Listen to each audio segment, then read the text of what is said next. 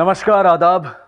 Crime petrol dial 100 the burning cases श्रृंखला की हमारी कल की कहानी के दूसरे और आखिरी एपिसोड में आज आपका स्वागत है। अब आगे। इंस्पेक्टर साहब, ये मेरी बेटी कविता। अच्छा, तो आपकी बेटी भी लापता है।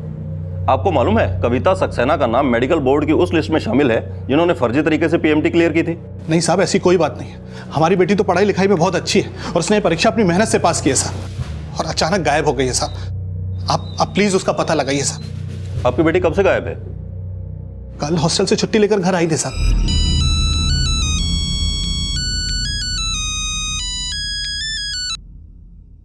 हेलो,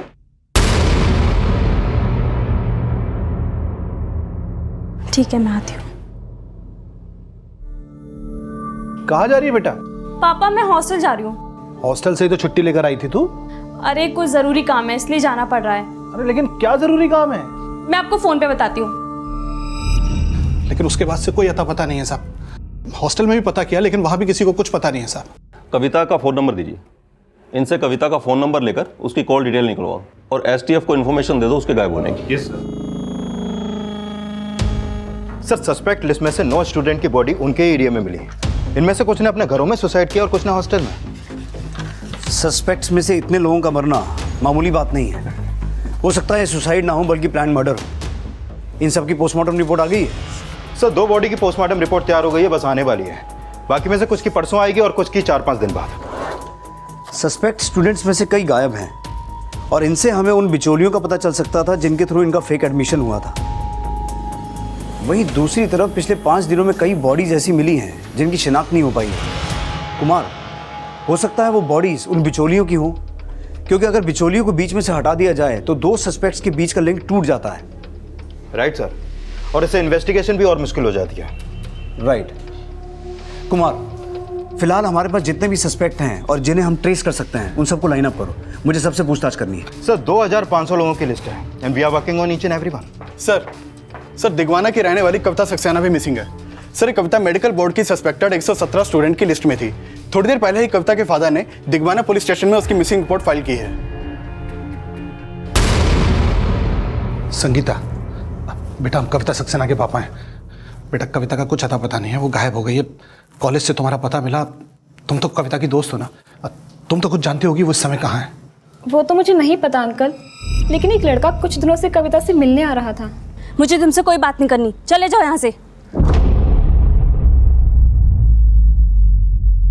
लड़का? बेटा कौन है वो लड़का? शायद उसका नाम अमरीश है, मैंने सुना था। और वो कविता से नहीं बाकी स्टूडेंट से ही मिलने की कोशिश कर रहा था और उनसे पीएमटी के एग्जाम के बारे में कुछ बात कर रहा था। PMT exam?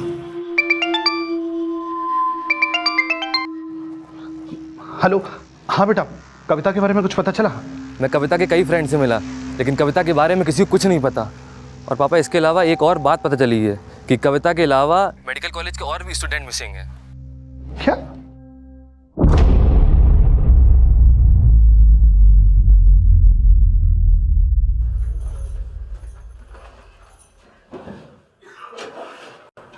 जा रही हो क्या?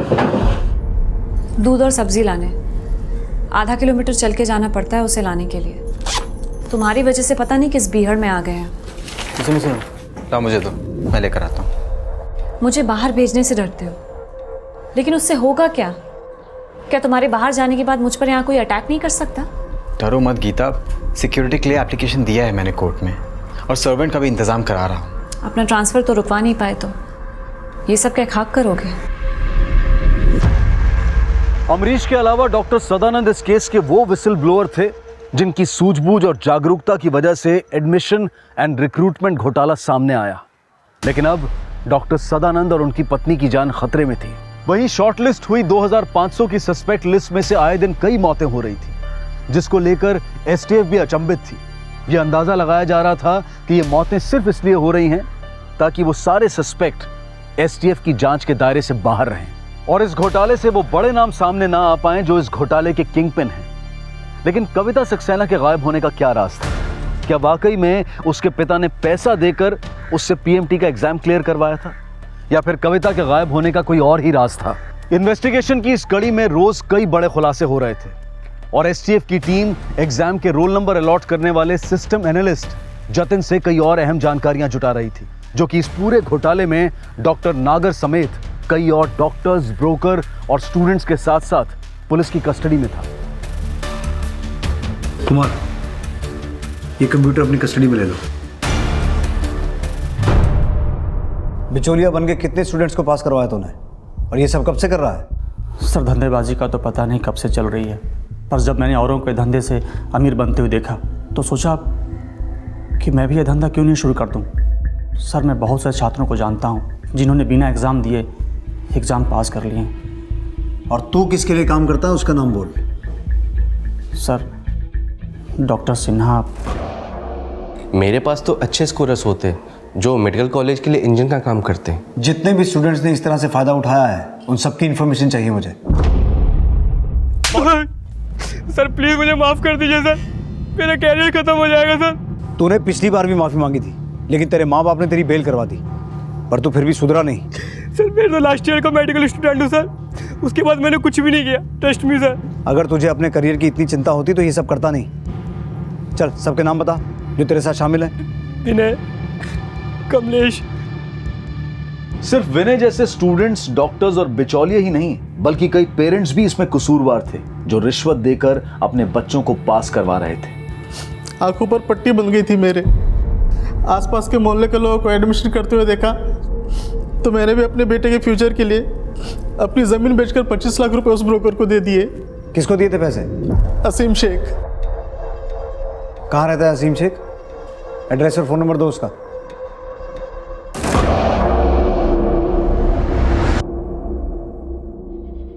हाँ हाँ,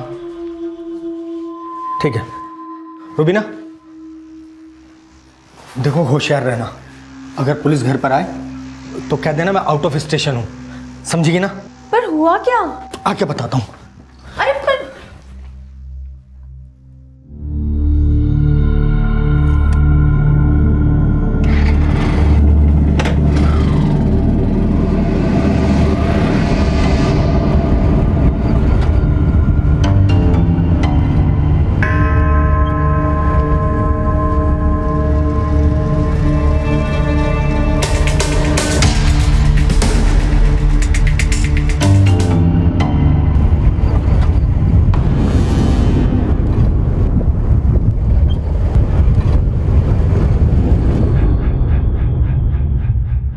एसटीएफ टीम जब असीम के घर पहुंची तो वो वहां पर नहीं था, लेकिन जल्द ही उसके मारे जाने की सूचना ने एसटीएफ को भी चौंका दिया। असीम शेख की मौत तब हुई जब हमने इन्वेस्टिगेशन शुरू किया था और इस केस में इन्वॉल्व दलालों को पकड़ रहे थे। हो सकता है ये एक्सीडेंट ना हो कि एक प्लान मर्डर हो।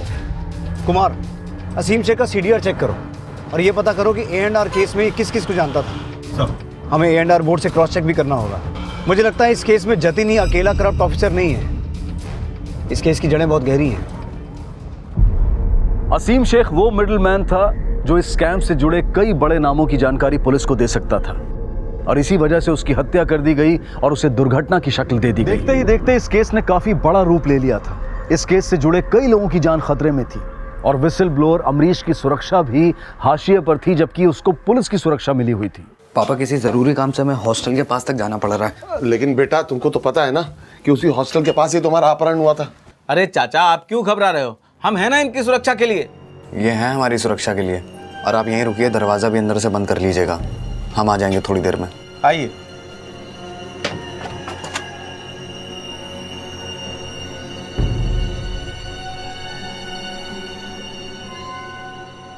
सर, पूरे इंडिया के टॉप के न्यूज़ रिपोर्टर्स इस A&R स्कैम की न्यूज़ कवर करने के लिए ग्राउंड रिपोर्टिंग कर रहे हैं सर, और आप मुझे वहाँ जाने से रोक रहे हैं, क्यों? देखो निश्चय, हमारी टीम के कुछ लोग हैं वहाँ, क्या तुम उनकी काबिलियत पर शक कर रहे हो? सर, मैंने ऐसा नहीं कहा सर, लेकिन मैं जानता हूँ सर, इस स्कैम से रिलेटेड मेरे पास कई सारी इन्फॉर्मेशन है सर, और मैं वहाँ जाके उस पर काम कर सकता हूँ। हाँ कुमार। सर, असीम शेख के पास जो कॉल आया था वो एक भीड़भाड़ वाले मार्केट एरिया से किया गया था। कुमार, मुझे पूरा यकीन है कि ये एक प्लान मर्डर ही था। पहले उसे फ़ोन करके घर से बाहर बुलाया गया और फिर एक्सीडेंट करके मार दिया गया। इसका मतलब है कोई तो है जो ये नहीं चाहता था कि हम उस तक पहुंचते। अच्छा कुमार, हमारी लिस्ट में से जितने भी लोग मिसिंग हैं उन सब के केसेस की लेटेस्ट अपडेट दो मुझे। Okay sir. पापा ये हमने अमरीश का पता लगाया जो कविता से मिल रहा था। ये अमरीश विसिल ब्लोअर यानी पुलिस का मुखबिर है जिसने 2010 में पीआई डाला था कोर्ट में।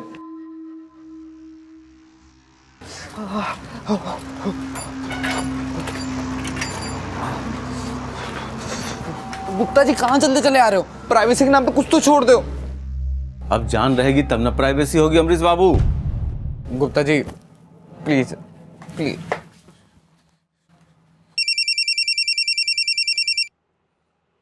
हेलो, हाँ हाँ, अमरीश बाबू अभी बाथरूम गए हैं।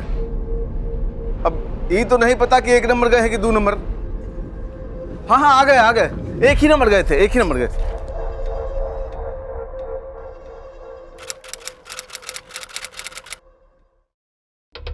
सर, दिगवाना पुलिस कविता सक्सेना के केस को फॉलो कर रही थी। उन्होंने बताया कि कविता का फोन दिगवाना में बुद्धा पार्क के पास बंद हुआ था और वहां के एक सीसीटीवी में कविता एक लड़के के साथ कैप्चर हुई है, जिसकी फुटेज सर।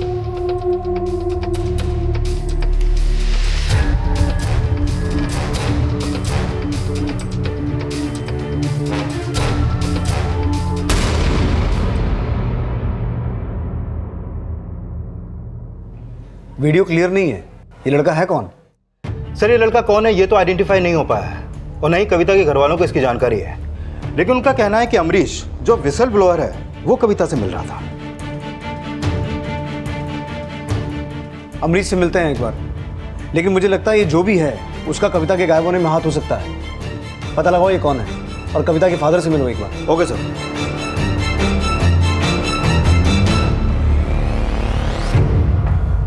सर, ये डॉक्टर राकेश है जो हमारी सस्पेक्ट लिस्ट में भी था। सर, ललितपुर में इसकी लाश मिली है। एक के बाद एक हो रही संदिग्ध मौतों से चारों तरफ खौफ का माहौल था। एसटीएफ के गठन के बाद से ही ये घोटाला रोजाना मीडिया में नई सुर्खियां बटोर रहा था और मरने वालों की संख्या इतनी बढ़ गई थी कि अब एसटीएफ की टीम भी शक के दायरे में थी। एक तरफ यह भी कहा जा रहा था कि एसटीएफ टीम के पुलिसकर्मी अपने आप को इनसिक्योर महसूस कर रहे थे, लेकिन एसटीएफ की टीम पूरी मुस्तैदी के साथ अपना काम कर रही थी और अब एडमिशन एंड रिक्रूटमेंट बोर्ड के एग्जामिनेशन कंट्रोलर पंकज चतुर्वेदी से पूछताछ की जा रही थी। ये कुछ 957 स्टूडेंट्स की लिस्ट है जिन्होंने फ्रॉड से 2008 से लेकर 2013 के बीच में अपना एडमिशन करवाया था। जगदीश नगर की लिस्ट अलग है। ये लिस्ट हमें स्टूडेंट से, ब्रोकर से और उन जाली स्टूडेंट से मिली है जो ये सब काम करते थे। अब आप बता सकते हैं कि आपके रहते हुए ये सब कैसे मुमकिन हुआ? देखिए, दरअसल ये जतिन सिस्टम एनालिस्ट था और यही सारे सर्वर्स को कंट्रोल करता था, मगर इसके कंप्यूटर को कोई और ऑपरेट नहीं कर सकता था। तो कहीं ना कहीं इंजन और बोगी का खेल इसी का किया धरा है। आपको शायद याद होगा कि इंजन और बोगी वाला मामला 2011 से शुरू हुआ था, लेकिन ये एग्ज़ाम स्कैम वाला मामला पिछले 8-10 साल से चल रहा है। अब जाहिर सी बात है, इतना बड़ा काम कोई अकेला शख्स नहीं कर सकता। ज़रूर ये किसी नेटवर्क के तहत हो रहा है। मैं आपको यकीन दिलाता हूँ कि मैं इस केस की तह तक जाऊँगा, पूरी इंक्वायरी करूँगा और जो भी इसमें शामिल होगा या दोषी होगा वो बच नहीं पाएगा। पंकज चतुर्वेदी से पूछताछ करने के बाद एसटीएफ ने जतिन से पूछताछ करने का फैसला किया। असीम शेख नाम के किसी ब्रोकर को जानते थे? नहीं सर, मैं किसी असीम शेख नाम के ब्रोकर को नहीं जानता। मयूर पंडित, केशव पुजारी, चंचल कौशिक, रजनी चंद्रा, अमित डोगरा, ये सारे नाम मेडिकल कॉलेज एडमिशन के हैं जो किसी दूसरे ब्रोकर से आए हैं लेकिन तुम्हारी लिस्ट में नहीं है। बता सकते हो ऐसा क्यों? सॉरी सर, मैं इनमें से किसी शख्स के बारे में नहीं जानता। ये सब नाम मैं पहली बार सुन रहा हूँ। मैं सिर्फ जगदीश नागर के साथ बिजनेस करता था। बहुत ही खेला खिलाया आदमी है, सरासर झूठ बोल रहा है। मुझे लगता है इसने अपने कंप्यूटर में से कुछ डेटा डिलीट किया है ताकि कुछ खास लोग बच जाएं। कुमार, इसके मास्टर सर्वर कंप्यूटर को किसी अच्छे हैकर से चेक करवाओ। मुझे लगता है हमारे हाथ कुछ ना कुछ जरूर लगेगा। तब तक मैं सारे कॉलेजेस के डीन से मिलकर इन सभी स्टूडेंट्स को सस्पेंड करने के लिए कहता हूँ। सर, कैसी बात कर रहे हैं आप? हमारे कॉलेज ने अपने स्टैंडर्ड से कभी कॉम्प्रोमाइज नहीं किया है। बघेल साहब, झूठ के पैर ज़्यादा लंबे नहीं होते हैं। सच अपनी आंखों से देख लीजिए। ये देखिए, ये वो 34 स्टूडेंट्स हैं जो आपके कॉलेज में पढ़ते हैं और हमारे शक के घेरे में हैं। आप इन्हें अभी के अभी सस्पेंड कीजिए, इंक्वायरी बिठाइए और हमें उस इंक्वायरी की रिपोर्ट जल्द से जल्द चाहिए। आई होप आप कोऑपरेट करेंगे। Thank you.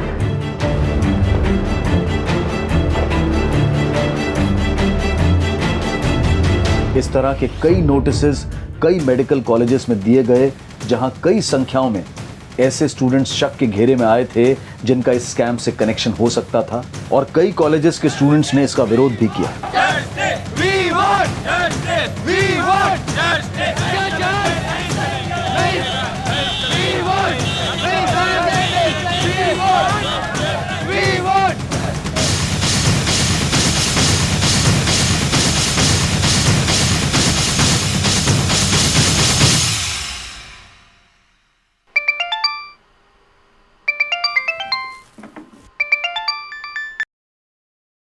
हेलो। देख बगैर, जिन स्टूडेंट्स का नाम मैंने तुमसे कहा है उन्हें रीस्टेट कर ले, नहीं तो बहुत बड़ी कीमत चुकानी पड़ेगी। सुनो सुनो सुनो तो।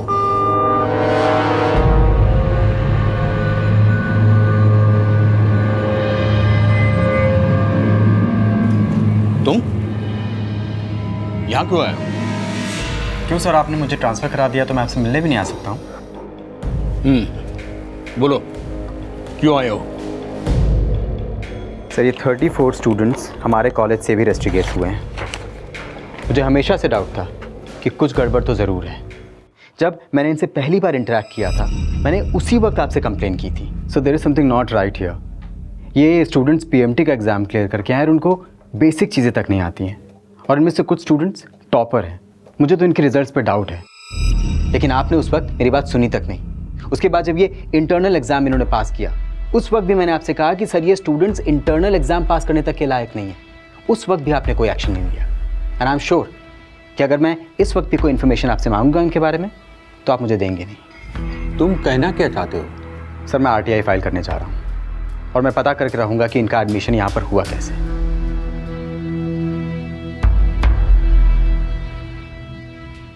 एसटीएफ ने जतिन के कंप्यूटर से और इंफॉर्मेशन निकलवाने के लिए एक इंटरनेट और कंप्यूटर हैकर मयंक सिंह की मदद ली। हमें ऐसा लगता है इसमें से डेटा डिलीट किया गया है। तुम उस डेटा को रिकवर कर सकते हो? जी सर। सर, अगर कंप्यूटर सर्वर से कोई फाइल डिलीट कर दी जाए तो उसका एक बैकअप डाटा रहता है, मेटा डाटा। सर, मुझे थोड़ा सा टाइम लगेगा उस डाटा को रिट्रीव करने में। श्योर। हाँ कुमार। सर, एक इन्फॉर्मेशन मिली है। जवाहर मेडिकल कॉलेज के डीन डॉक्टर गिरीश बघेल ने अपने आप को जलाकर सुसाइड कर लिया है। व्हाट? सर, मिस्टर बघेल की मौत 90% जलने से हुई सर। उनकी पोस्टमार्टम रिपोर्ट कब तक आ जाएगी? 1-2 दिन में आ जाएगी sir. Okay, excuse me. Sure. Sir, मैंने कुछ मेडिकल कॉलेज के सस्पेक्टेड स्टूडेंट्स के अगेंस्ट आरटीआई फाइल की थी, जिनका जवाब कल डीन साहब को देना था। सर, मुझे बहुत स्ट्रांगली फील हो रहा है कि डीन साहब किसी बड़े माफिया रैकेट में फंस गए थे और उन्हीं लोगों ने इनकी जान ली है।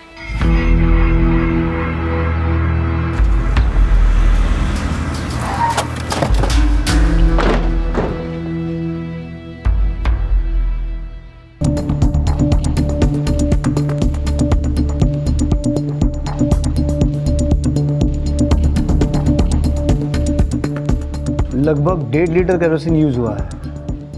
1.5 लीटर केरोसिन से 90% बर्न्स मुश्किल है। ये मामला कुछ और लगता है।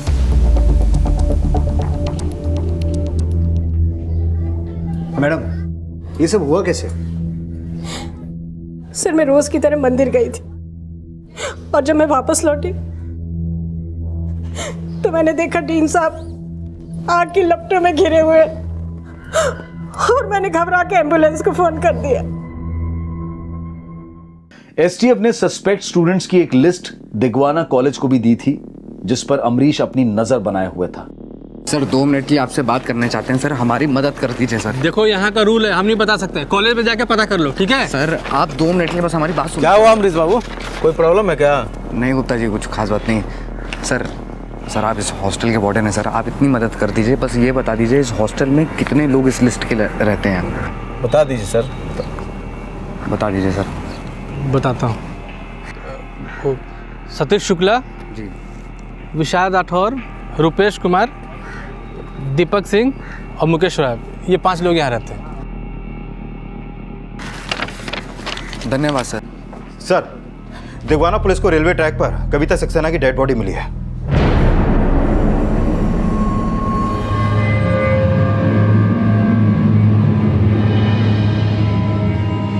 पापा, मैंने पीएमटी एंट्रेंस एग्जाम पास कर लिया और मुझे दिगवाना का सबसे बेस्ट कॉलेज मिला है।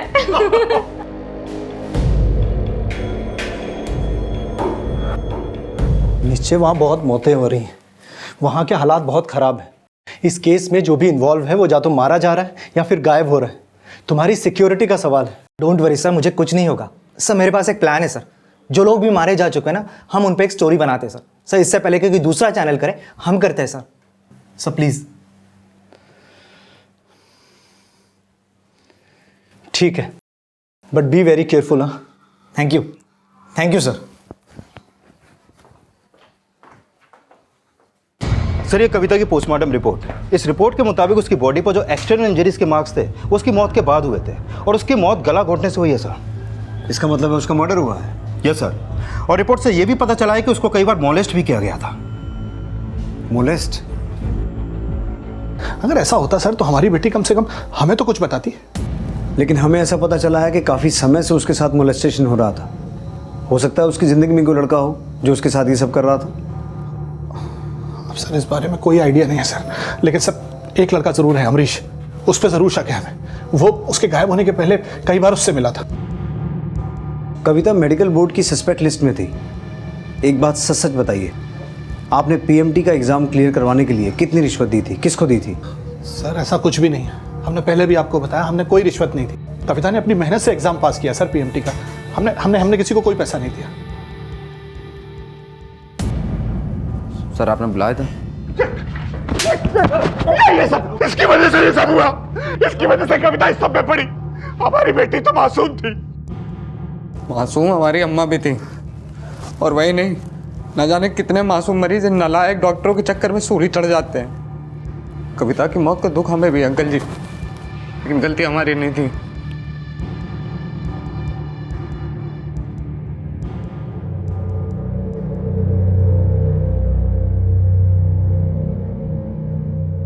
हमने सुना है तुम कविता को ट्रेस करते थे।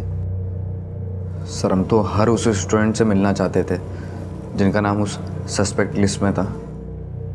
तो इसका मतलब है तुम कविता से मिले थे? हाँ सर, 1-2 बार मिले थे, लेकिन हम समझ नहीं पा रहे हैं सर। आप जानना क्या चाहते हैं? क्या लगता है तुम्हें, कविता की मौत के पीछे किसका हाथ हो सकता है? सर इस बात का तो हमें कुछ खास अंदाज़ा है नहीं सर, लेकिन कुछ महीनों पहले सर हॉस्टल में लड़कों ने हमें बहुत बुरा पीटा था सर, जिसमें कि 15 लड़के सस्पेंड हुए थे और उन्हीं में से 5 लड़के इसी हॉस्टल में रहते हैं और पास के हॉस्टल में कविता भी रहती थी। तो सर हो सकता है आपको इनमें से किसी से कविता की कुछ इन्फॉर्मेशन मिल सके। अमरीश के बयान के आधार पर जल्द ही उन लड़कों को पूछताछ के लिए तलब किया गया जिन पर अमरीश ने अपना शक जताया था। नहीं सर, हमारा कविता सक्सेना मर्डर से कोई लेना देना नहीं है। सर हम तो उस वक्त कॉलेज में थे जिस वक्त कविता को बुद्धा पार्क के पास देखा गया। हाँ सर, हमने मेडिकल एग्ज़ाम चीटिंग करके पास किया था सर, और कविता ने भी। इस फोटो में जो लड़का है उसे पहचानते हो? सर इसको जानते तो नहीं है, लेकिन इसको डॉक्टर आशुतोष दहिया के साथ देखा है सर। डॉक्टर आशुतोष दहिया? हाँ सर, वही आशुतोष दहिया जिसको आप लोगों ने अरेस्ट किया ANR स्कैम के केस में। ये एक ब्रोकर है, इसके थ्रू कई बच्चों ने मेडिकल एग्जाम्स क्लियर किए। सर कुछ ठीक से याद नहीं आ रहा है सर, बहुत लोगों से मिलता हूँ। कविता सक्सेना को तो जानता होगा? हाँ, पिछले साल मेडिकल में एडमिशन करवाया था इसका। कैसे करवाया था? अब सर जगदीश नगर के इंजन और बोगी वाले तरीके से तो बहुत लोगों को एडमिशन मिला है, लेकिन इसके अलावा एक तरीका और भी है जो आप सोच भी नहीं सकते। सर बहुत बड़े बड़े नाम इन्वॉल्व हैं इसमें, ऐसे ऐसे नाम है सर जिसे सुनकर आप दंग रह जाएंगे। कौन कौन इन्वॉल्व है, नाम तो बता। सर उसके लिए आपको पहले मुझे जेल से बाहर निकलवाना पड़ेगा। सर मैं कोर्ट में गवाही देने के लिए भी तैयार हूँ सर।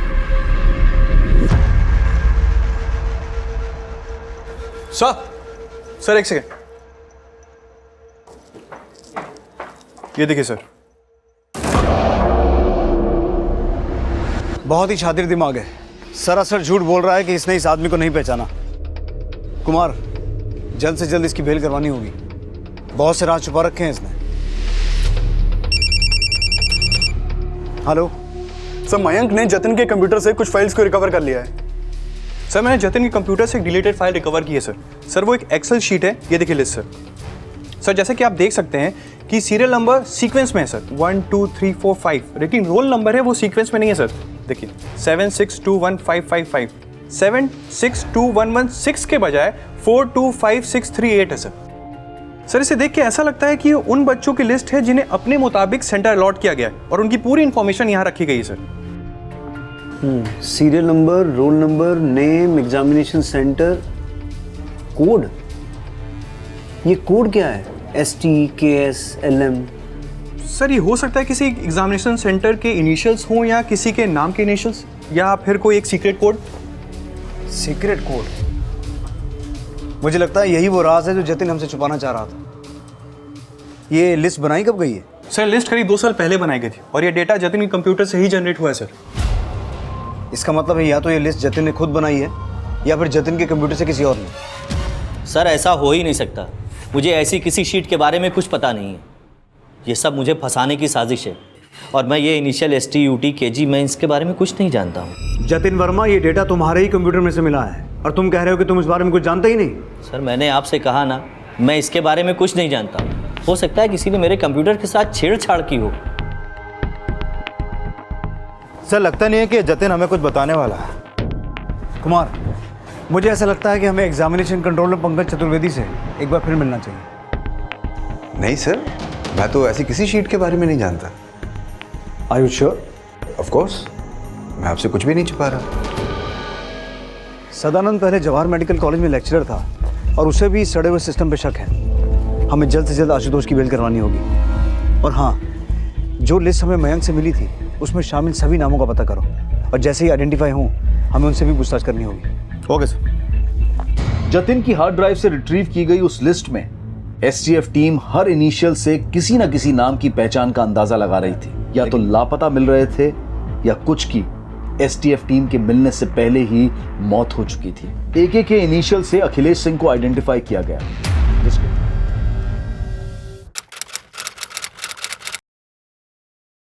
इस लिस्ट में जितने भी लोगों के नाम हैं उनमें से कई अभी तक आइडेंटिफाई नहीं हुए हैं और जो भी आइडेंटिफाई हुए हैं वो या तो गायब हैं या फिर मारे जा चुके हैं। इसका मतलब है इन लोगों को खास तौर पे टारगेट किया जा रहा है। सर, पता चला है कि आशुतोष को जेल में हार्ट अटैक आया था और हॉस्पिटल ले जाने से पहले ही उसकी डेथ हो गई।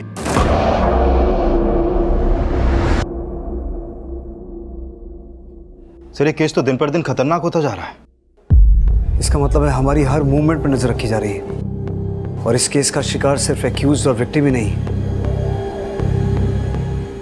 कोई भी हो सकता है। किस हॉस्पिटल में लेके गए आशुतोष की बॉडी को?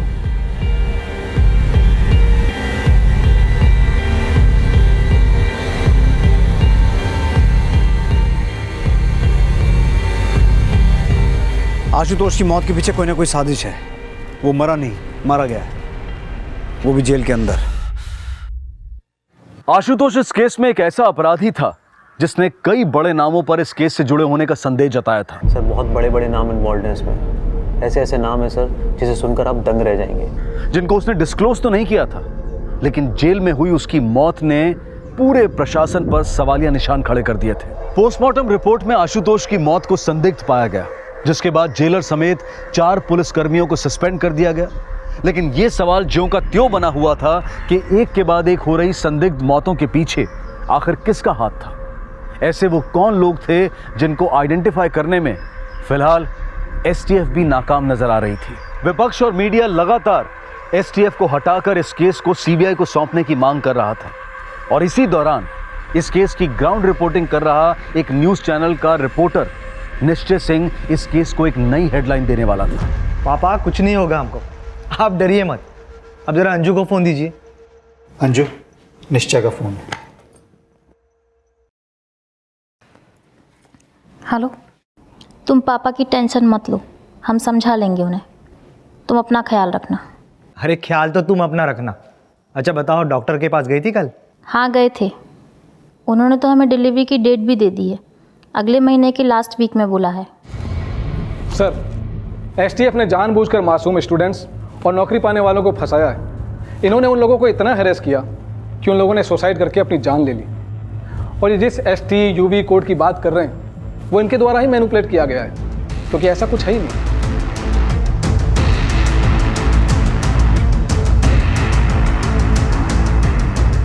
इन दोनों फाइल्स के सत्यापन की जांच करने के लिए इन्हें लैब भेज दिया जाए।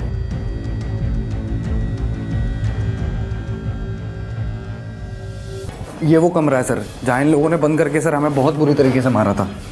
ये देखिए। कोर्ट में जो 2 लिस्ट पेश हुई थी उनमें जो थोड़ा सा डिफरेंस है उसके बारे में तुम क्या जानते हो? इसमें हमें कुछ गहरी चाल लगती है। मुझे ये बता सकते हो कोर्ट में ये जो लिस्ट पेश हुई थी जिसमें फर्जी तरीके से एडमिशन लेने वाले स्टूडेंट्स के नाम है और जिनके आगे ST है इनिशियल से, सिर्फ ST, उनकी मौत हो रही है, क्या इसके बारे में कुछ जानकारी है? बस इतना ही बता सकते हैं सर, इस लिस्ट में एक हमारी जानने वाले का भी नाम था सर, कविता का।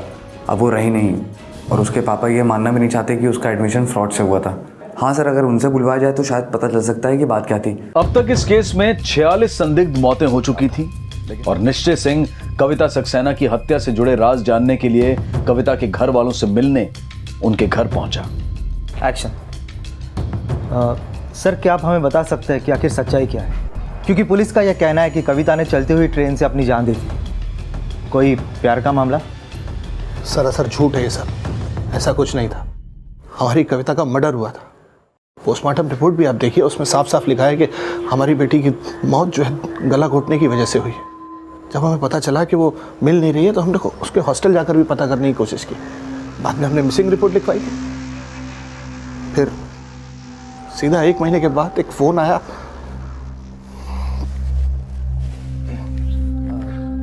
सर माफ़ कीजिएगा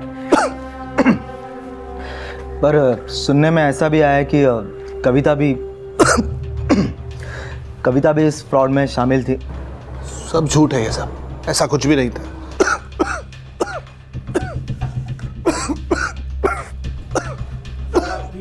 सब ठीक तो है ना?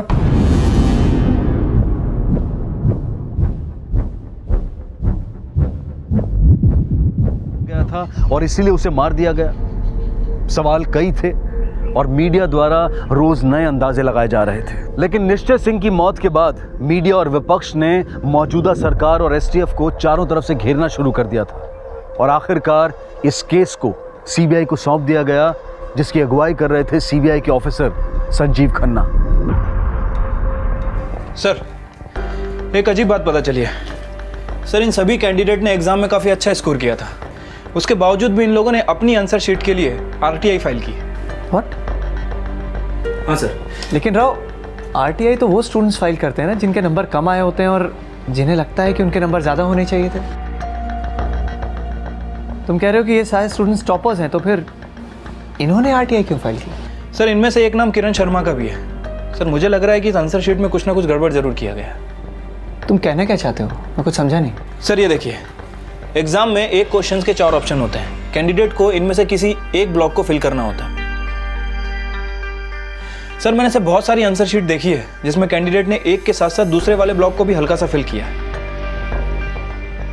सर, ये हो सकता है कि कैंडिडेट ने पहले एक ब्लॉक को फिल किया हो, फिर उसे मिटाया हो, उसके बाद दूसरे ब्लॉक को फिल किया हो। लेकिन सर, ऐसी सिचुएशन किसी 2 या 3 कैंडिडेट के साथ होना चाहिए। लेकिन सर, किरण शर्मा की पूरी आंसर शीट ऐसी की ऐसी है। By the way sir, exam के बाद ये आंसर शीट स्टोर रूम में जाती है। उसके बाद AR डिपार्टमेंट इसे कंप्यूटर में फिट करता है। कंप्यूटर सॉफ्टवेयर के थ्रू कैंडिडेट को मार्क्स अलॉट करता है। आप पता लगाओ कि इन स्टूडेंट्स ने अपनी आंसर शीट एक्सेस कब की थी। Okay sir. Mayank. Yes sir. 12 जून 2009 के दिन की कंप्यूटर की सारी एक्टिविटीज ज़रा चेक करो। इसी दिन किरण शर्मा ने अपनी आंसर शीट एक्सेस की थी। ज़रा चेक करो और बताओ कि किसने उसकी आंसर शीट अपलोड की थी उस दिन। Okay sir. Sir, Pankaj Chaturvedi, chief examination controller.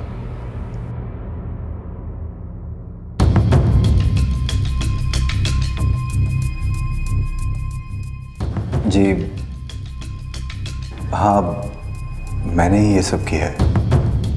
ये जो शीट है इसे OMR कहते हैं, लेकिन ये सब मैंने जतिन की मदद से ही किया है।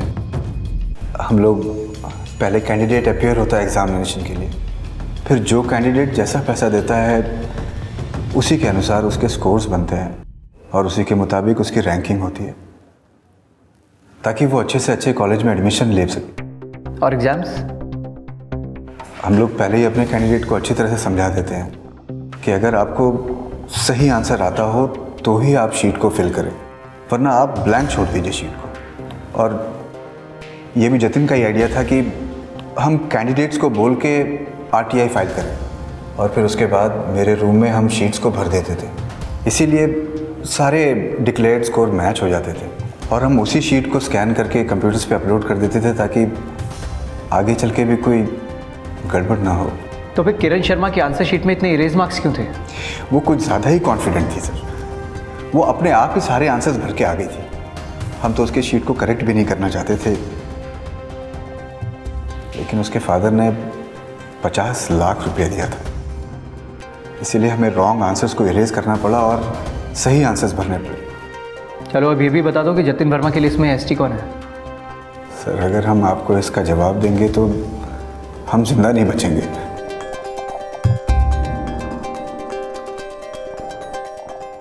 मरना तो तुम्हें वैसे ही है पंकज।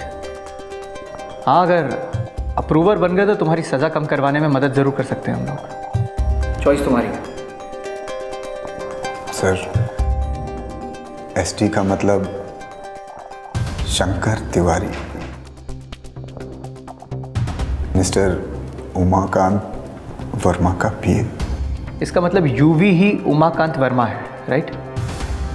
जी। और ये जो इतनी सारी मौतें हुई हैं उसके पीछे कौन है? सर STF ने मिडिलमैन, स्टूडेंट, ब्रोकर, डॉक्टर्स जब से सबके ऊपर शिकंजा कसना शुरू कर दिया तभी से शंकर तिवारी ने एक एक करके सबको मरवा दिया। हाँ, कविता सक्सेना की एप्लीकेशन आशुतोष दहिया लाया था मेरे पास, लेकिन उसके माँ बाप पूरे पैसे नहीं भर पाए थे। वो सौदा 35 लाख में हुआ था, इसलिए पैसों के बदले में मैंने उसे अपने साथ हम बिस्तर किया। लेकिन फिर उस अमरीश ने RTA फाइल किया और वो कविता के पीछे हाथ धोकर पड़ गया। मुझे लगा कहीं कविता मुंह ना खोल दे, इसलिए मैंने उसे मरवा दिया।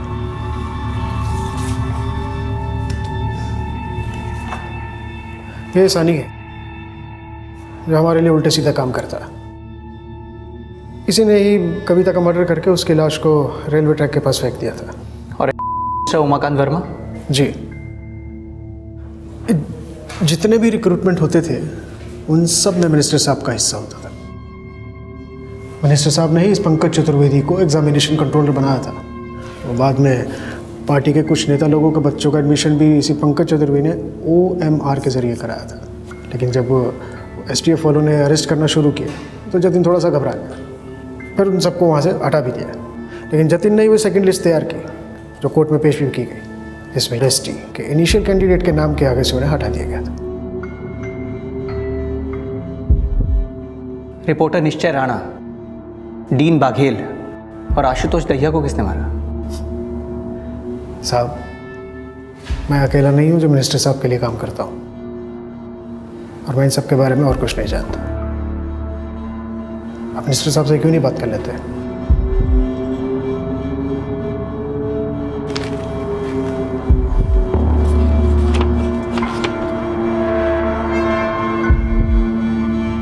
आपको हमारे साथ चलना होगा। आइए। क्या आप बता सकते हैं कि रिपोर्टर निश्चय राणा, डीन बाघेल और आशुतोष दहिया को किसने मरवाया? देखिए, मुझे इस बारे में कुछ मालूम नहीं है और आप मेरे खिलाफ कुछ भी साबित नहीं कर पाओगे। ये सब मुझे फंसाने की एक साजिश है। इस केस में भले ही कई फर्जी डॉक्टर्स के नाम सामने आए, लेकिन ऐसा बिल्कुल नहीं था कि पूरा A&R बोर्ड और मेडिकल बोर्ड भ्रष्ट था। डॉक्टर सदानंद समेत ऐसे कई डॉक्टर्स हैं जो इस नोबल प्रोफेशन में बेहद ही संजीदगी से अपनी भूमिका अदा कर रहे हैं। मिनिस्टर उमाकांत फिलहाल जमानत पर रिहा हैं, लेकिन इस घोटाले में उनकी भूमिका अब भी शक के घेरे में है। CBI की इन्वेस्टिगेटिंग टीम ने CBI कोर्ट में दिसंबर 2017 में अपनी चार्जशीट फाइल कर दी थी, जो कि 23,000 पन्नों की थी। इन 23,000 पन्नों में कितने आरोपी हैं और कितने निर्दोष हैं, ये साफ होना अभी बाकी है। देखते हैं हमारे आज के एपिसोड की दूसरी कहानी। ही स्त्री और पुरुष के बीच एक दायरा रहा है, लेकिन बदलते वक्त के साथ साथ ये दूरी अब कम होती जा रही है। आज स्त्री और पुरुष दोनों ही कंधे से कंधा मिलाकर चल रहे हैं, साथ मिलकर काम कर रहे हैं। भले ही आज भी दफ्तरों में पुरुष कर्मियों की संख्या ज्यादा होती है, लेकिन महिला कर्मियों की संख्या में भी तेजी से बढ़ोतरी हो रही है। महिला और पुरुष रोजाना 8 से 10 घंटे दफ्तर में एक साथ काम करते हैं। इस हिसाब से अगर देखा जाए तो हर साल तकरीबन 2000 से 2500 घंटे दोनों साथ में बिताते हैं। जहां इतने समय साथ काम करते करते बातों और दोस्ती का एक सिलसिला कायम होता है, वहीं दूसरे किसी भी क्षेत्र की तरह यहां भी गलतफहमी, असहमति, आरोप, प्रत्यारोप और उससे भी बढ़कर अपराध की पृष्ठभूमि भी तैयार होने लगती है।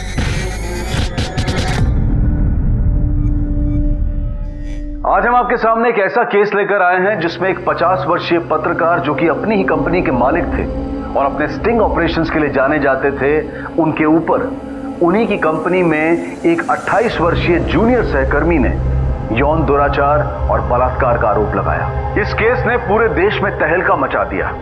दफ्तरों का माहौल और स्त्री पुरुष सहकर्मियों के बीच में कैसा संबंध होना चाहिए, ये चर्चा का सबसे बड़ा विषय बन गया। इस केस में जो सबसे बड़ी कठिनाई आई वो थी तथ्यों और गवाहों की कमी। पुलिस के पास सिर्फ एक्यूज्ड और विक्टिम के ही बयान थे। ये पता कर पाना बहुत मुश्किल था कि आखिर कौन सच बोल रहा है और कौन झूठ। आइए जानने की कोशिश करते हैं कि आखिर उन 2 रातों को हुआ क्या था।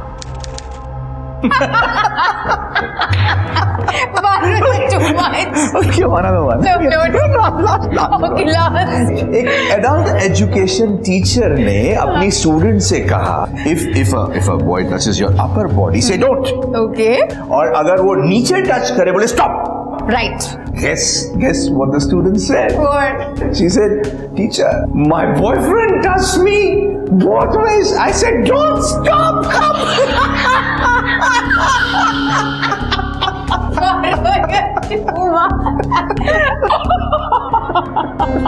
Oh my God, I've never laughed so much in my whole life.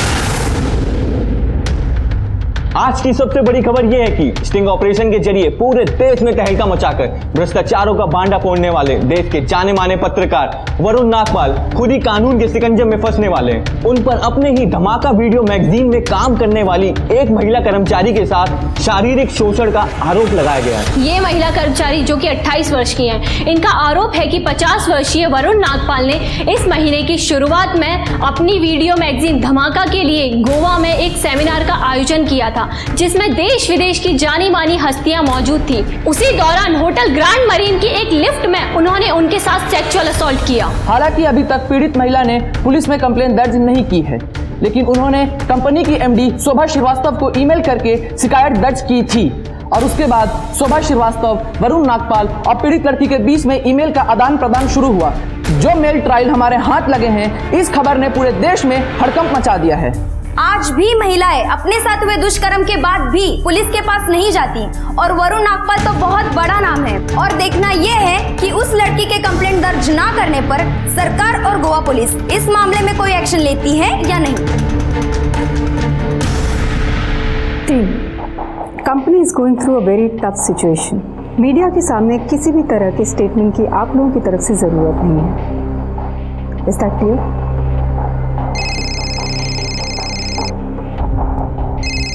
या Varun, What the hell is happening, शोभा? ये इतने कॉन्फिडेंशियल ईमेल मीडिया में कैसे लीक हो गए? I have no idea. Even मैं भी equally shocked हूँ। What the hell are you shocked? Can't you see what's happened? It's a conspiracy against me. मेरे खिलाफ साजिश है। ये जितने एमएलएस के कपड़े मैंने फाड़े हैं ना पब्लिक के सामने, वो बदला लेने पर उतारू हो गए हैं। They want their revenge. किसी को नहीं छोड़ूंगा, एक को देख लूंगा मैं। Varun, please calm down. ये मैटर बहुत सेंसिटिव है। ऐसे मामले में सारी सिंपैथी लड़की की तरफ ही जाती है। यू प्लीज डोंट वरी, हम लोग इसके लिए लीगली फाइट करेंगे।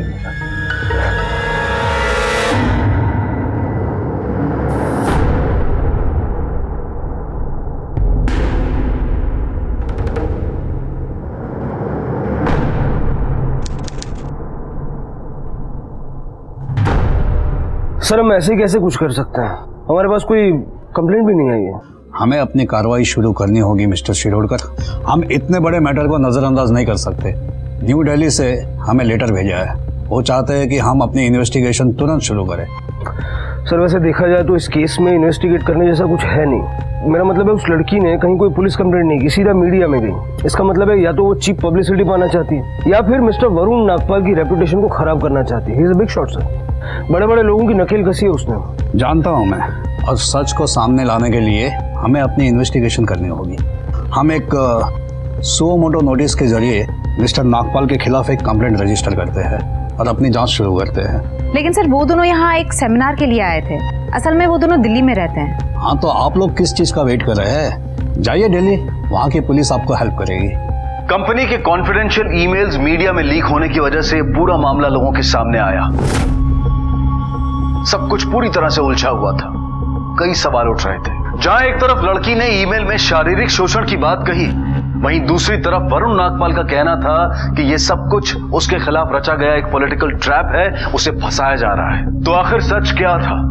उस रात लिफ्ट के बंद दरवाजे के पीछे क्या हुआ था? सुओ मोटो के तहत गोवा पुलिस ने इस मामले में अपनी तहकीकात शुरू कर दी।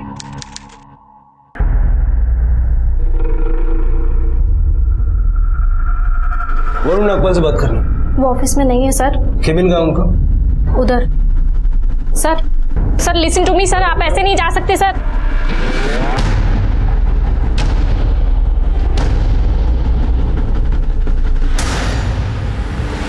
सर मैंने कहा था आपसे कि वो नहीं है ऑफिस में। उनके ऊपर एक इंटरनल इन्वेस्टिगेशन चल रही है। वो एडिटर इन चीफ की पोजीशन में नहीं है। उसके लिए आप हमारी एमडी मिसेस शोभा श्रीवास्तव से बात कर सकते हैं। आपकी एम्प्लॉय के साथ इतना सब कुछ हो गया, उसने पुलिस कंप्लेंट क्यों नहीं की? वेल, ये तो आपको वही बता सकती है। हमारे पास वारंट है। इस केस से रिलेटेड जितने भी ईमेल्स हैं आपको हमें सौंपने होंगे। वैसे इतने कॉन्फिडेंशियल ईमेल्स मीडिया में कैसे लीक हो गए? I have no idea. कौन है ये लड़की? मीडिया में इसका नाम या इससे रिलेटेड कोई भी इंफॉर्मेशन नहीं दी जा रही है, लेकिन हमें इसका नाम और पता चाहिए। उसका नाम निकिता सिंह है and she holds senior executive position here.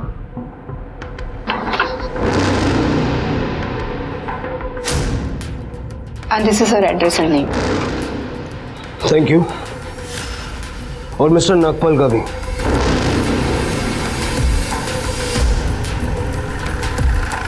Sir ये वो घर है। नागपाल साहब से मिलना है। साहब नागपाल साहब घर में नहीं है।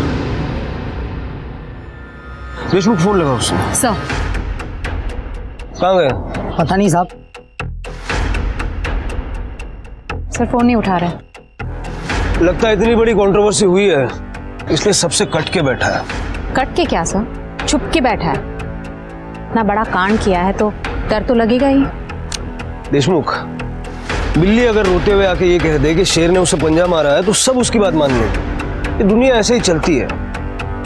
जब भी किसी कंट्रोवर्सी में किसी बड़े आदमी का नाम जुड़ता है तो सारे लोग उसे पहले से ही दोषी मानने लग जाते हैं। मुझे लगता है कि जब तक सारा सच सामने ना आ जाए तब तक किसी को दोषी मानना ठीक नहीं होगा। एक काम करो, इस वरुण नागपाल से कांटेक्ट एस्टेब्लिश करो, तब तक हम निकिता सिंह से पूछताछ शुरू करते हैं। Sir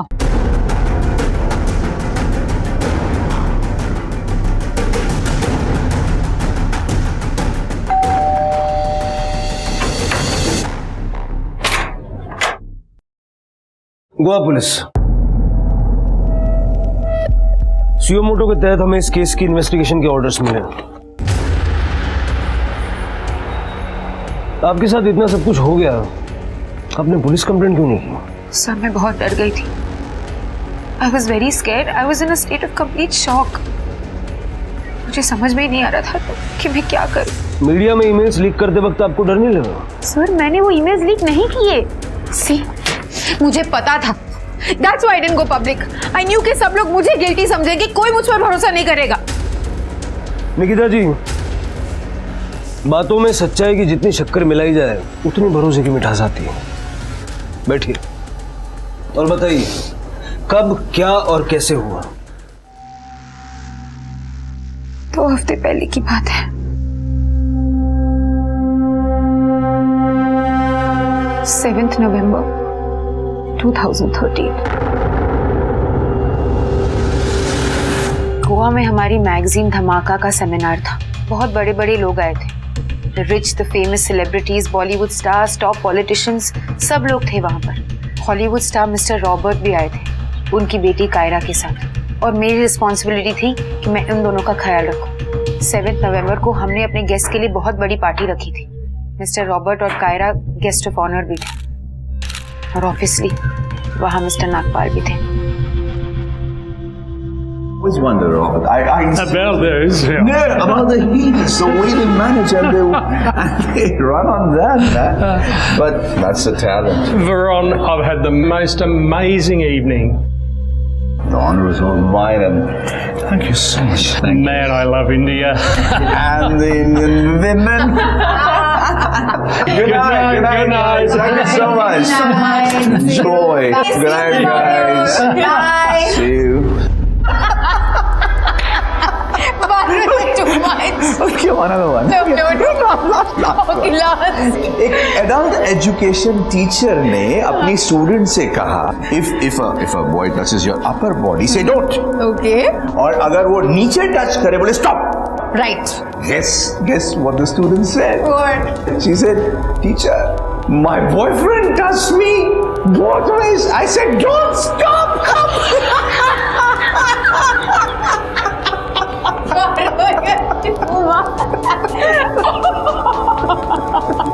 Oh my god, I've never laughed so much in my whole life. Elevator में।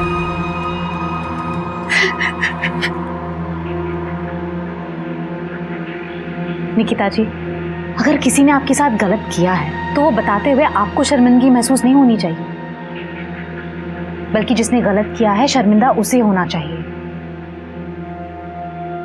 एलिवेटर में he started touching me inappropriately. मेरी पूरी बॉडी को गंदी तरीके से छू रहे थे और मैंने उनको बोला प्लीज स्टॉप। मैंने उनको बहुत रोकने की कोशिश की और फिर तो इतनी देर में लिफ्ट का दरवाजा एक बार भी नहीं खुला? नहीं सर, मिस्टर नागपाल ने फर्स्ट लेवल पर लिफ्ट रोक के रखा था। मैंने किसी भी तरीके से एक बटन दबाया और जैसे ही ग्राउंड लेवल पर लिफ्ट खुला और दरवाजा खुला, मैंने अपना अंडरगारमेंट उठाया और भाग गई वहां से। That's it? मुझे तो इस क्लिप में ऐसा कुछ नजर नहीं आया जिससे ऐसा लगे कि मैंने निकिता के साथ कुछ गलत किया। Come on, can't you see कि मुझे फंसाया जा रहा है? इस कंट्री के सबसे बड़े ब्यूरोक्रेट, सबसे बड़े पॉलिटिशियंस को नंगा किया है मैंने। Now those mothers are trying to put this crap onto me. Target कर रहे हैं मुझको। वरना अगर किसी ने पुलिस कंप्लेंट की ही नहीं तो आप लोग इन्वेस्टिगेट क्यों कर रहे हैं? निकिता ने जो कुछ भी कहा है सब झूठ कहा है। अरे उसकी उम्र की तो बेटी है मेरी। She is my daughter's best friend. Yes, I agree. वो मेरे मेंटोर थे। He was like my role model.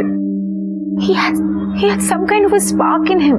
I used to admire him so much क्योंकि उन्होंने अपनी जिंदगी में बहुत कुछ अचीव किया है। In fact, it was my dream to work with him. And I was so happy जब उन्होंने मुझे जॉब ऑफर किया। That was the happiest day of my life. Here you are. Congratulations, Nikki beta.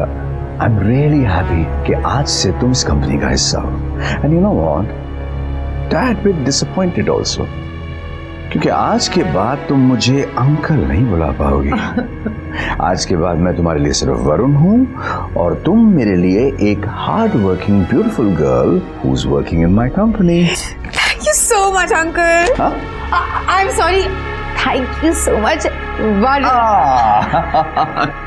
He was like a father figure to me. मैंने कभी नहीं सोचा था कि वो मेरे साथ ये करेंगे। मैंने कुछ नहीं किया।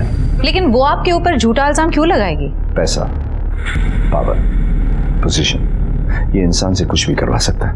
28 साल की उम्र में she is a senior executive मेरी वजह से। अब इतनी कम उम्र में अगर किसी को इतना कुछ मिल गया हो तो उसकी भूख तो बढ़ेगी ही ना। What's next? मेरी कुर्सी, मेरी position. This is a dirty race. या कोई उसे भड़का रहा है मेरे खिलाफ? अगर किसी केस में पुलिस के पास पुख्ता सबूत या चश्मदीद गवाह ना हो तो किसी भी नतीजे पर पहुंचना उनके लिए बहुत मुश्किल होता है।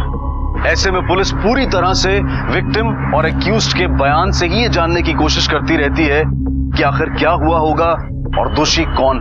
और इस केस में भी यही हो रहा था। पुलिस की थ्योरी पूरी तरह से मिस्टर नागपाल और निकिता के बयान के आंकलन पर टिकी थी। यहां तक कि पुलिस टीम में भी इस मामले को लेकर अलग अलग राय थी। सर, जहां इतना धुआं है तो वहां तो आग होगी, लेकिन आपको देखकर लगता है कि आपको नागपाल की बात पर ज्यादा ट्रस्ट है। ऐसा क्यों लगता है तुम्हें? सर, क्योंकि नागपाल जो भी बोलता है आप चुपचाप सुन लेते हैं बिना किसी सवाल जवाब के। कोई और होता तो अब तक हाथ पैर टूट चुके होते। देशमुख, एक डंडे से सबको नहीं हका जाता। ये थोड़ा हाई प्रोफाइल केस है। जो कुछ भी हुआ है पहले समझ तो लें, फिर सवाल जवाब भी हो जाएंगे। तुम्हें निकिता की बातों पे ज्यादा विश्वास है? Sir,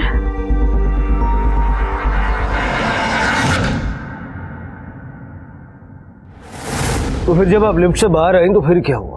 I was completely in the state of shock. मैं भागती हुई होटल से बाहर गई, कैब ली और बेबी होटल चली गई। My other staff members were also there.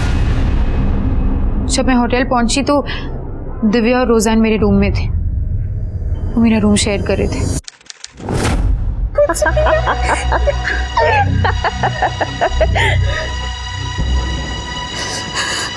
Nikki, what happened?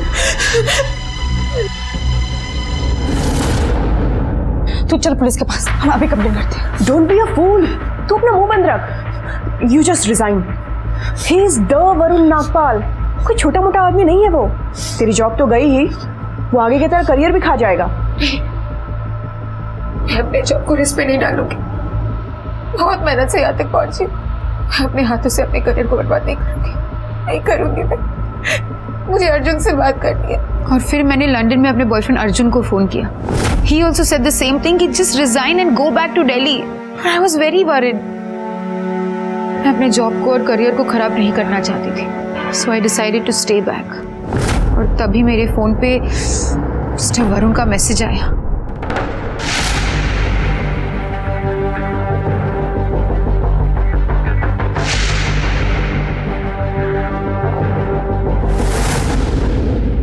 ये उस मैसेज का स्क्रीनशॉट है जो उस रात आपने निकिता सिंह को भेजा था। Well, what can I say, officer? ऐसे जोक्स तो हम कलीग ऑफिस में रोज एक दूसरे के साथ शेयर करते रहते हैं। इनफैक्ट निकिता भी ऐसे नॉटी जोक्स शेयर करती है और इंजॉय करती है। उस रात भी मैंने ऐसा ही कोई नॉटी जोक शेयर किया था और ये SMS मैंने उसी से रिलेटेड बाद में उसको भेजा था। What's wrong with it? आपको अजीब नहीं लगता ऐसे जोक्स अपने फीमेल कॉलीग्स के साथ शेयर करते हुए? No, not at all. Let me explain, officer. हम अपने काम में 24/7 एक दूसरे के साथ रहते हैं, ऑड आवर्स में भी काम करते हैं एक दूसरे के साथ। अब ऐसे माहौल में I want to keep my office atmosphere chilled out. मुझे वो बॉस एम्प्लॉई वाली फीलिंग नहीं रखनी होती अपने ऑफिस के अंदर। इनफैक्ट मेरे ऑफिस में तो सारी फीमेल कोलीग्स ऐसे जोक्स एंजॉय करती हैं और ऐसे ही जोक्स अपने मेल कोलीग्स और मुझे भी भेजती रहती हैं। क्या क्या गलत है इसमें? हाँ, ऑफिस में नॉटी जोक्स सर्कुलेट करने की उनकी आदत थी। और आप लोग उनके जोक्स एंजॉय करते थे, हंसते थे उन पे। एक्चुअली बॉस के जोक्स पे ना हंसना इट्स लाइक ए क्राइम, क्योंकि सबके KRA एंड इंक्रीमेंट्स उनके हाथ में है। इसलिए हम भी कभी कभी प्रिटेंड करते थे कि हम उनके जोक्स एंजॉय कर रहे हैं, just to be there in his good books. 7 November की रात को क्या हुआ था? उस रात निकी जब रूम में आई थी तो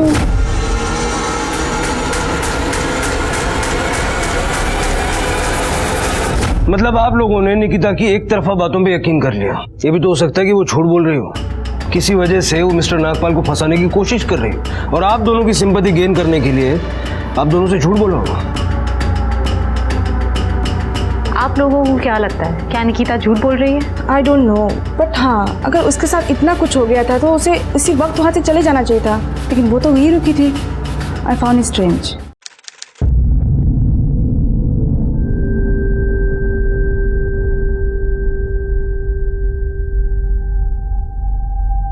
थैंक यू।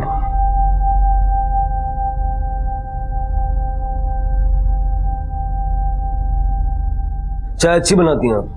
Thank you. वैसे आपने मेरी बात का अभी तक जवाब नहीं दिया। हाँ, मैं वहीं रुकी थी। मैं अपने जॉब को और करियर को रिस्क पे नहीं डालना चाहती थी। मैं नहीं चाहती थी कि कोई भी वजह से मैं फायर हो जाऊं। और देश विदेश से इतने इंपॉर्टेंट लोग आए थे, अगर उनके सामने मैं कोई भी सीन क्रिएट करती तो हमारी कंट्री का गलत इंप्रेशन जाता। कमाल है, आपके साथ वहां इतना कुछ हो रहा था, आप पता नहीं क्या सोच रही थी। वैसे इतना क्या इंपॉर्टेंट काम था वहां पे? सर, मुझे कहा गया था कि मिस्टर रॉबर्ट और उनकी बेटी कायरा का मैं ध्यान रखूं, उन्हें घुमाने लेके जाऊं।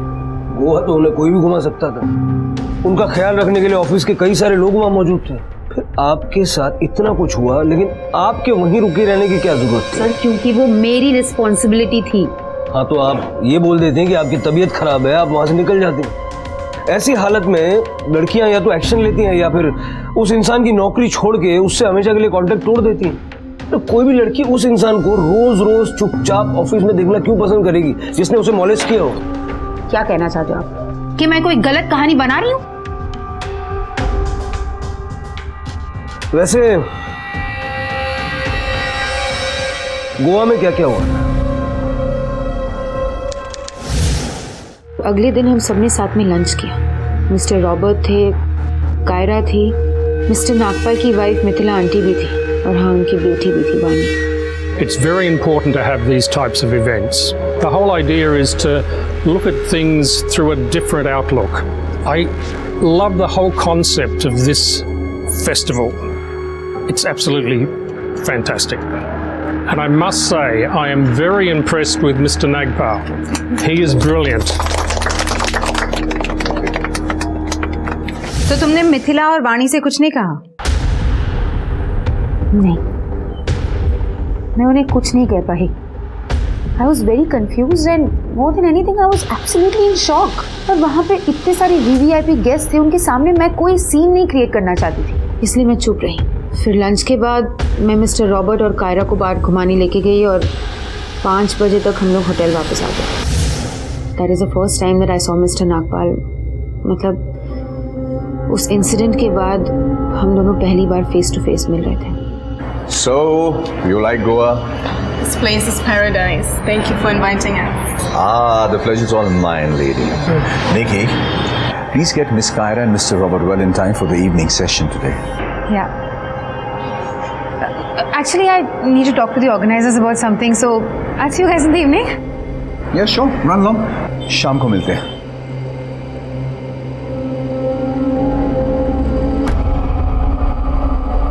क्या निकी, क्यों कर रही है तू ये सब? Why the hell are you taking risk again? क्योंकि मैं उसे कोई एक्सक्यूज नहीं देना चाहती जिससे वो मुझे जॉब से निकाले। I really need this job, Divya. मैं कोई रिस्क नहीं लूंगी, कोई रिस्क नहीं लूंगी मैं।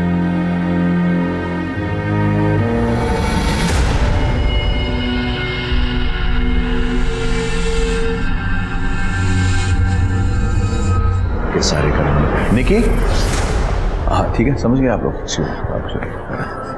हाँ, वो रॉबर्ट के रूम की कीज तुम्हारे पास है ना?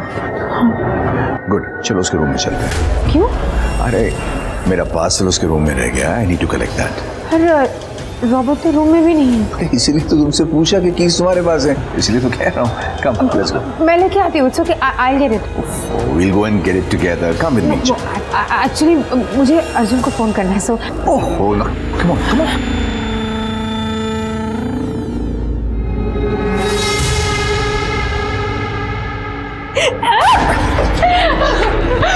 निकी, तुम्हें अपनी जॉब प्यारी है ना? Then this is the only way to keep it. Remember that. उस रात भी उन्होंने मेरे साथ वही सब किया, और इस बार वो ड्रंक भी नहीं थे। मैं उन्हें बहुत रोकने की कोशिश कर रही थी, लेकिन वो रुक ही नहीं रहे थे। He was just forcing himself on me. और फिर आपने क्या किया? वहां से निकलने के बाद मैंने दिव्या को फोन किया। कितना घटिया इंसान है ये। You know what? हम दोनों को जल्द से जल्द ये जॉब छोड़ देनी चाहिए। तू होटल आ जा। दिव्या, मुझे रॉबर्ट को और कायरा को बाहर लेके जाने देना। तो पागल हो गई है निकी, वो फिर से कुछ करेगा। वो लोग आ रहे, मैं बाद में फोन कर। निकी, are you ready? Yes, we're ready. Let's go.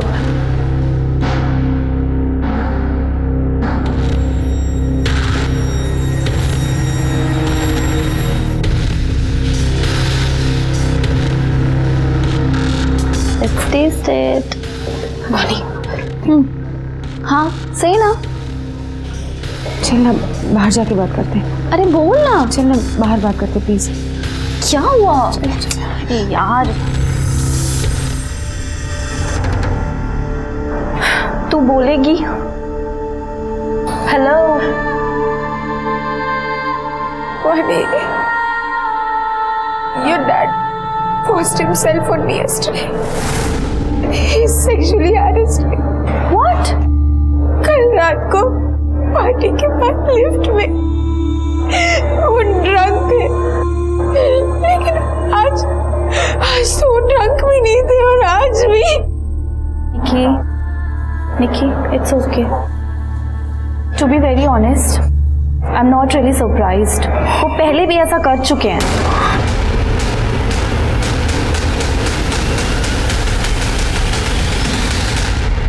Oh my God, it's okay.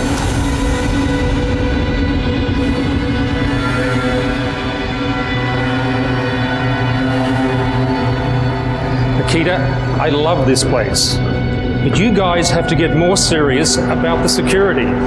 How can they let people keep bursting in all the time? Tell Mr. Nagpal that I am very disappointed. I'm so sorry, sir. Good night.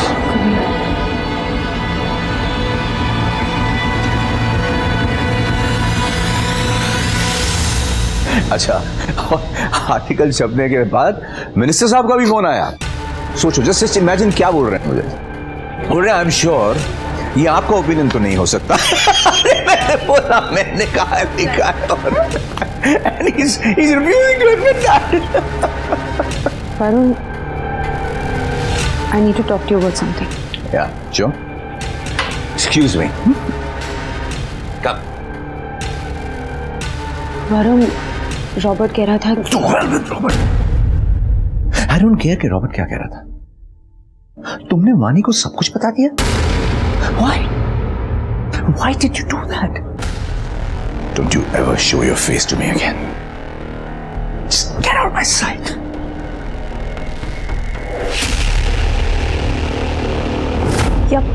Nikita ने मुझे बोला था कि मेरे dad ने उसको accused किया था, पर मेरे डैड ने मुझे साफ साफ कहा कि उसने कभी निकी के साथ ऐसा किया ही नहीं। So I don't know the truth. आपने खुद अपनी आंखों से मिस्टर नागपाल को पहले भी ऐसी हरकतें करते हुए देखा था।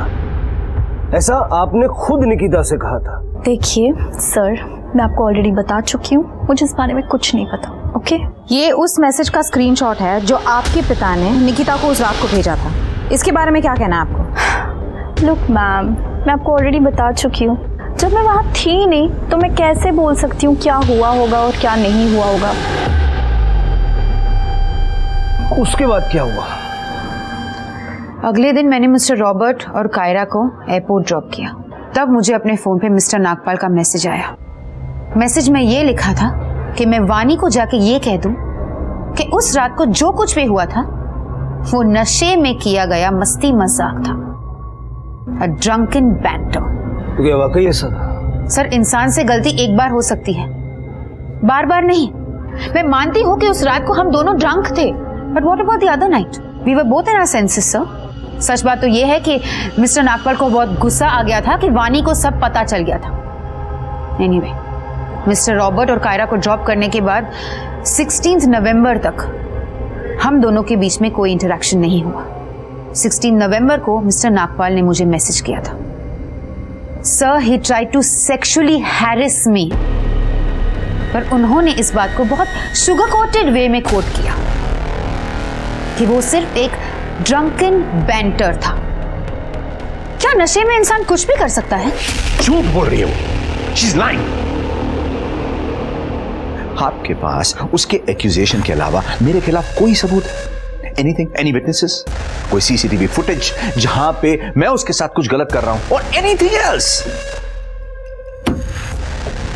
पता नहीं क्यों किसके कहने पे वो ये सब कुछ कर रही है। उसके फादर के एक्सीडेंट के बाद मैंने उसे सपोर्ट किया, मैंने उसे जॉब दिया, उसे ट्रेन किया, ट्रस्ट किया। उसके साथ कुछ गलत करना तो दूर, उसके साथ कुछ गलत करने की सोच भी नहीं सकता मैं। सर, अगर उन्होंने मेरे साथ कुछ गलत नहीं किया तो मुझे अपॉलजी लेटर मेल क्यों किया?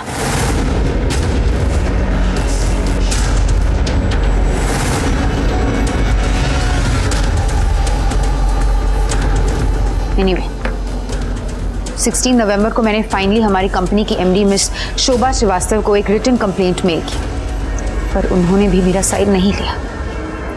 इनफैक्ट वो मिस्टर नागपाल की हरकत को कवर अप करने की कोशिश करी थी। मैंने कुछ भी कवर अप करने की कोशिश नहीं की है, but just I have tried to resolve the matter my own way. Please have your seat. So it was a sensitive issue. Miss Nikita ने मिस्टर नागपाल पर कुछ एलिगेशंस लगाए थे जिसे मिस्टर नागपाल ने एक्सेप्ट करने से रिफ्यूज कर दिया था। फिर भी मैंने मिस्टर नागपाल को फोर्स किया कि वो इस मैटर को यहीं खत्म करें और मिस निकिता को एक अपॉलॉजी लेटर भेजें। तो आपको लगता है कि इतना काफी है कि मिस्टर नागपाल निकिता को एक लेटर लिखकर उसे माफी मांग ले, राइट? सी ऑफिसर, मेरे लिए मेरा ऑफिस ही नहीं बल्कि एक फैमिली है, और प्रॉब्लम्स किस फैमिलीज में नहीं होती। शोभा जी, अगर आपकी फैमिली में किसी का रेप हो जाए तब भी आपका यही रवैया रहेगा कि दोस्ती का हाथ बढ़ाओ और सब कुछ भूल जाओ? हमारे ऑफिस में इस तरह के इश्यूज को सॉल्व करने के लिए कोई एचआर विंग नहीं है, और इस तरह के इश्यूज को सॉल्व करने का काम मैं ही करती रही हूँ। बट यस, मुझे लगता है कि शायद इस सिचुएशन को मैं प्रॉपर्ली हैंडल नहीं कर पाई, और इसलिए मैंने अभी अभी अपना रेजिग्नेशन लेटर दे दिया है। दिसंबर 2013 में सुप्रीम कोर्ट ने कामकाजी महिलाओं के लिए sexual harassment of women at workplace act 2013 को पारित किया। इस नए अधिनियम ने पुराने अधिनियम विशाखा गाइडलाइंस का स्थान लिया। इस नए अधिनियम के तहत वो सभी कंपनीज जिनके यहाँ 10 से ज्यादा कर्मचारी काम करते हैं, उन कंपनीज को इस एक्ट को लागू करना अनिवार्य है। लेकिन अब भी ऐसी बहुत सी कंपनीज हैं जिन्होंने इस एक्ट को लागू नहीं किया है। नवंबर 2015 में किए गए एक सर्वे के अनुसार लगभग 36% भारतीय कंपनियां और लगभग 25% विदेशी कंपनियां ऐसी हैं जिन्होंने अभी तक इस नए अधिनियम के तहत अपने ऑफिसेज में इन हाउस कमेटीज नहीं बनाई है।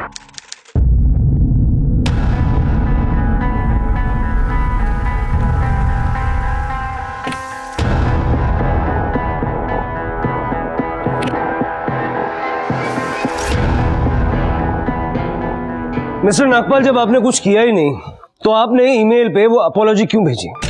रिजाइन क्यों किया? मैंने उस गलती की माफी मांग ली जो गलती मैंने की नहीं, और ये मेरी सबसे बड़ी गलती। मुझे निकिता से माफी मांगने के लिए मेरी एमडी ने मजबूर किया था। उस रात जो कुछ भी हुआ, it was just a drunken banter, nothing else. और अब निकिता अपने फायदे के लिए इस बात को इतना बड़ा बना रही है। हमने निकिता के बारे में भी पता किया। वो आपके किसी भी सो कॉल्ड दुश्मन के कांटेक्ट में न थी न है। तो इतना तो क्लियर है कि वो किसी के कहने पे ये सब नहीं करती। फिर तो वो ये सब इमेजिन कर रही होगी। I really don't know what to say, officer. Actually, आपके पास मेरे खिलाफ तो कोई सबूत है नहीं सिवाय उस अपॉलॉजी के।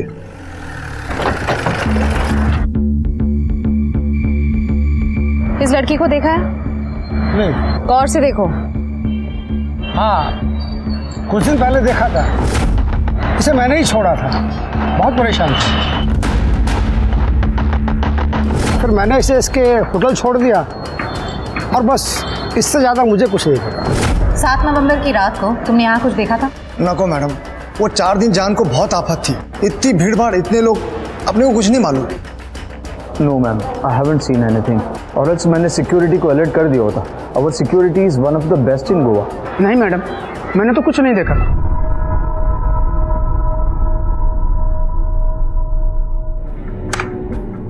ये देखिए सर,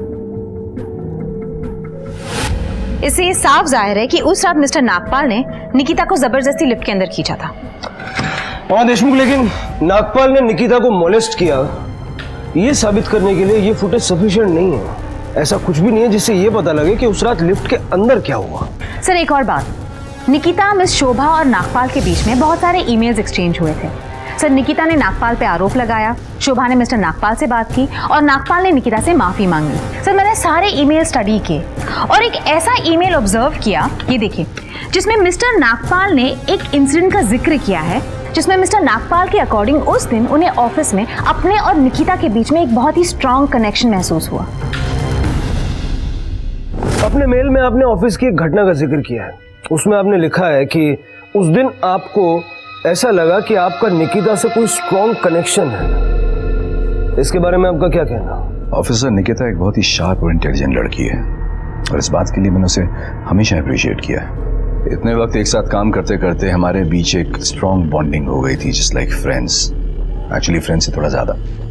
हाँ, उसने अपने मुंह से कभी कुछ नहीं कहा, लेकिन हर body language, the way she took care of me, जिस तरह से वो मुझे देखती थी, अपनी हर बात मेरे साथ शेयर करती थी। It was not a boss and subordinate relationship. In fact, उस दिन ऑफिस में Varun sir, are you okay?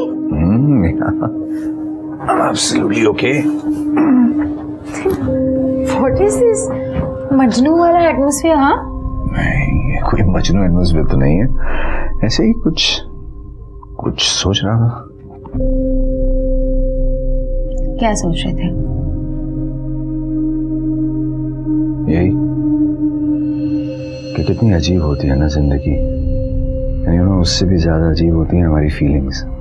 न जाने कब कैसे कोई आपके इतना क्लोज हो जाता है कि पता ही नहीं चलता, इतना अपना हो जाता है, बहुत अपना। But you to have your अपना in your life, ना? Mithila auntie loves you so much. I also love her very much.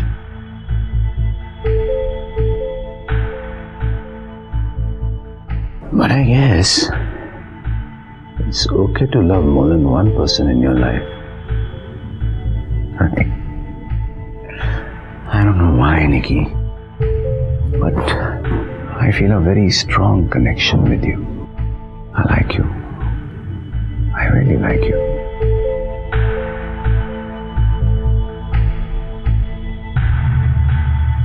What rubbish, sir? ये बकवास है। जब मैं कैबिन में गई थी तो वो सोफे पे सोए हुए थे और कमरे में एकदम अंधेरा था। Varun, what's up? Should I put the light on? No, it's okay. I prefer it like that. Anything important? Yeah, actually I'm working on that sexual harassment case, so I needed some input from you. Come on, Nikita. Why do you need my help? You yourself are a woman. तुम खुद एक लड़की हो. Why do you need my input? I mean, how hard it is to imagine that. Just imagine अगर कोई इंसान बगैर तुम्हारे परमिशन के तुम्हारे शरीर को छुए तो कैसा लगेगा? It's the most disgusting feeling for any woman. I don't understand कि एक इंसान जानवर कैसे बन जाता है in minutes. और ऐसे लोगों की कोई जगह नहीं है civilized society में. They have no bloody right to live with us. She's absolutely right. मैं ऐसे लोगों से नफरत करता हूं और हम दोनों के बीच ऐसी बात हुई भी थी, लेकिन उस शाम को नहीं। हाँ, उससे पहले कई बार ये बात हो चुकी थी। ऑफिसर, मेरा पूरा ऑफिस जानता है कि मैं ऐसे लोगों से कितनी नफरत करता हूं। Look at me today. आज मैं खुद सेक्सुअल हैरेसमेंट के केस में आपके सामने यहाँ बैठा हूँ। मिस्टर नागपाल, अगर आपने उस रात निकिता को हैरेस नहीं किया होता तो आज बिल्कुल आप यहाँ नहीं होता। मैंने उसे हैरेस नहीं किया officer. She was drunk and so was I. और जो कुछ भी हुआ वो मस्ती मजाक में हुआ। किस टाइप का मजाक था? आप इतने नशे में थे कि आपको ये समझ नहीं आ रहा था कि वो आपसे मना कर रही है, बार बार आपसे ना बोल रही है। Please try to understand. इतना बेवकूफ नहीं हूं मैं। उसकी ना इतनी माइल्ड थी कि मुझे तो हाँ ही लग रही थी। I thought she was playing around with me. अगर वो वाकई ये सब नहीं चाहती थी तो मुझे थप्पड़ मार देती, किक मार देती और चली जाती वहां से। और उसे ये सब नहीं किया, कुछ भी नहीं किया। सर, अगर वो स्ट्रेंजर होते तो मैं ये सब करती। But he's like an uncle to me. I was worried about his reputation.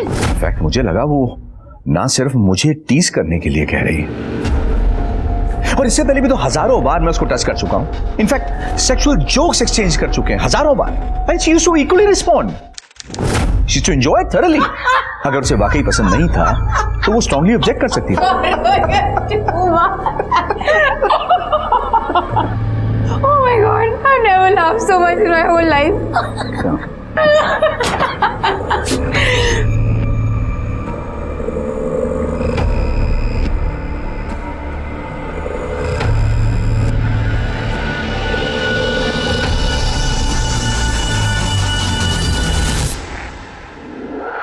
अब अगर आज वो ये कह रही है कि मैंने उसे सेक्सुअली हैरेस किया है तो it's just a bad judgement on my part. Bad judgement? मैं स्ट्रांगली ना बोल रही थी, मैं बार बार मना कर रही थी। उसने कभी मुझे मना नहीं किया। शी वॉज इंटरेस्टेड इन मी। मुझे लगा उस दिन उसने ना मॉरल डिलेमा की वजह से कर दिया। वो मेरी बेटी की दोस्त है, मैं उसकी बाप की उम्र का हूं, वगैरह वगैरह। अच्छा, मेरी ही गलती है क्योंकि मैंने उन्हें पहले मना नहीं किया ना।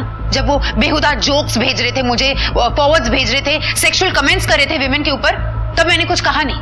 That is my fault. अच्छा ठीक है, मैं मानती हूँ कि उस रात वो ड्रंक थे और उन्हें समझने में गलती हो गई। But what about the next day? He was in a senses the next day. Sir ये बैड जजमेंट नहीं है, he is a bad lawyer.